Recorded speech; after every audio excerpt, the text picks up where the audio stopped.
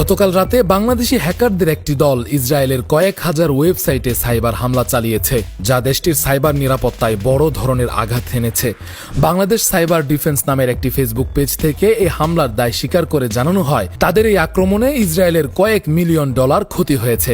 তারা আরও ঘোষণা দিয়েছে যে এই সাইবার হামলা চলমান থাকবে। এই সাইবার হামলার পেছনে মূল কারণ হিসেবে উল্লেখ করা হয়েছে ইসরায়েলের সাম্প্রতিক গাজা উপত্যকায় বিমান হামলা। গত 18 মার্চ যুদ্ধবিরতি লঙ্ঘন করে ইসরায়েলি বাহিনী গাজায় বিমান হামলা চালায়, যেখানে 400 জনেরও বেশি মানুষ নিহত হয়। এর ফলে 2023 সালের 7 অক্টোবর থেকে শুরু হওয়া আগ্রাসনের পর থেকে গাজায় নিহতের সংখ্যা প্রায় 49,000-এ পৌঁছেছে, আর আহত হয়েছেন 1,11,000-এরও বেশি মানুষ। বাংলাদেশ সাইবার ডিফেন্স নামের এই বেসরকারি সংস্থা ইসরায়েলের এই অগ্রাসনের প্রতিবাদ স্বরূপ সাইবার হামলা চালাচ্ছে।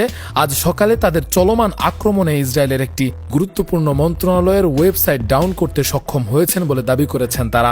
এ বিষয়ে বাংলাদেশ সাইবার ডিফেন্সের একজনের সাথে কথা বলে ফেস দ্য পিপল তিনি জানিয়েছেন, ইসরায়েল দখলদারদের যে অন্যায় নিপীড়ন হত্যাযজ্ঞ চলছে, এর বিরুদ্ধে আমরা প্রথম থেকে কাজ করে যাচ্ছি এবং তাদের সোশ্যাল মিডিয়া সহ বিভিন্ন ইম্পর্টেন্ট যে সেক্টরগুলো আছে সেগুলোতে আমরা প্রথম থেকে আক্রমণ করে যাচ্ছিলাম। তাদের যে সরকারি এবং গুরুত্বপূর্ণ নন গভর্নমেন্ট যে ওয়েবসাইটগুলো আছে এবং তাদের সার্ভার বা তথ্য ভান্ডারগুলো আছে সেগুলোতে আমরা আঘাত এনেছি। আমরা প্রথমে তাদেরকে লিস্ট করে তাদের গুরুত্বপূর্ণ ব্যাংক এবং তাদের শপিং সেন্টার, তাদের অনলাইন শপিং এগুলোতে আমরা ডাউন করেছি এবং তাদের বিভিন্ন সরকারি ওয়েবসাইট এবং তাদের গুরুত্বপূর্ণ নন গভর্নমেন্ট ওয়েবসাইটগুলো আমাদের আওতাধীন অবশ্যই রয়েছে।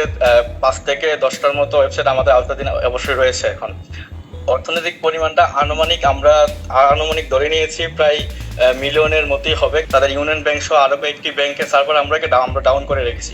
তাদের ব্যাংকিং কার্যক্রম, অনলাইন কার্যক্রম ফুলি বন্ধ ছিল। কেউ আমাদের কার্যক্রম অব্যাহত আছে এবং আজকেও আমাদের কাজ চলছে। আজকে সকাল থেকে আমাদের টিম এক প্রদমে কাজ করে যাচ্ছে এবং সরকারি সাইট তাদের বেশ কয়েকটি সরকারি সাইট আমরা আক্রমণ করেছি এবং আপাতত আমরা কোনো সরকারি সাইটে দখল নিতে পারিনি।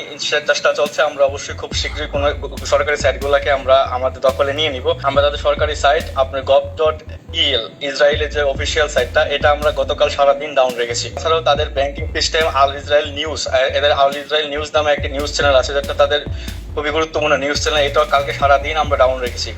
আমরা বাংলাদেশ সাইবার ডিফেন্স সহ বাংলাদেশের আরো যে সাইবার এক্সপার্টরা আছে সবাই কাজ করছে, পুরোদমে আমরা কাজ করে যাচ্ছি। আমরা ফিলিস্তিনের পক্ষে আছি এবং আমরা তো সরাসরি যেহেতু আমরা ওইখানে তো যাওয়া পসিবল না, আমরা আমাদের যার অবস্থান থেকে আমরা ফিলিস্তিনের পাশে থেকে আমরা লড়াই করে যাবো ইনশাল্লাহ। বিশ্বের বিভিন্ন দেশ ইসরায়েলের আগ্রাসনের বিরুদ্ধে নানাভাবে প্রতিবাদ জানাচ্ছে। অনেক দেশেই ইসরায়েলি পণ্য বয়কটের ডাক দেওয়া হয়েছে। বাংলাদেশি হ্যাকারদের এই সাইবার হামলা সেই প্রতিবাদেরই একটি অংশ। উল্লেখ্য, এর আগেও বাংলাদেশি হ্যাকাররা বিভিন্ন সময়ে সাইবার হামলা চালিয়েছে। 2023 সালের মে মাসে বাংলাদেশ সিভিলিয়ান ফোর্স নামে একটি হ্যাকার কমিউনিটি ইসরায়েলের 5টি সরকারি ওয়েবসাইট ডাউন সহ 14টি ওয়েবসাইট হ্যাক করে এবং দেশটির 700 নাগরিকের ব্যবহৃত কম্পিউটার দখল করে। তারা ইসরায়েলের সাবমেরিন সিস্টেম হ্যাক করে লাইভ ভিডিও বার্তাও দিয়েছিল। সাইবার হামলাগুলো ইসরায়েলের সাইবার নিরাপত্তার জন্য বড় ধরনের চ্যালেঞ্জ হয়ে দাঁড়িয়েছে। বিশেষজ্ঞরা মনে করছেন এই ধরনের হামলা ভবিষ্যতে আরও বৃদ্ধি পেতে পারে, যা আন্তর্জাতিক সাইবার নিরাপত্তা পরিস্থিতিকে আরও জটিল করে তুলবে। রাকিবুল ইসলাম রইস, ফেস দ্য পিপল।